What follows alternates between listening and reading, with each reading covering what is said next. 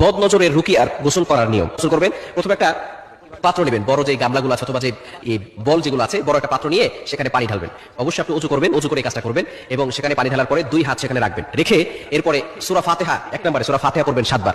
প্রথমে দুরূদ শরীফ 7 বার পড়ে নেবেন, দুরূদ ইব্রাহিম যেটা আছে সেটা পড়বেন, দুরূদ শরীফ 7 বার, এরপরে সূরা ফাতিহা 7 বার, এরপরে হচ্ছে আয়াতুল কুরসি 7 বার, এরপরে সূরা ইখলাস 7 বার, সূরা ফালাক 7 বার, সূরা নাস 7 বার, এর আগে সূরা কাফিরুনটাও 7 বার করে পড়ে নেবেন। সূরা ফাতিহার পরে সূরা কাফিরুন 7 বার, সূরা ইখলাস 7 বার, এরপরে সূরা ফালাক 7 বার, সূরা নাস 7 বার, এরপরে আপনি দুরূদ শরীফ আবারো 7 বার পড়বেন, পড়ে ওই পানিটা দিয়ে আপনি গোসল করে নেবেন। পানিটা ফু দিতে হবে না, যেটা আপনি হাত এখানে দিয়ে রেখেছেন ওইখানে আর ফু দিতে হবে না, ওই পানিটা আপনি কি করবেন, গোসল করে নেবেন।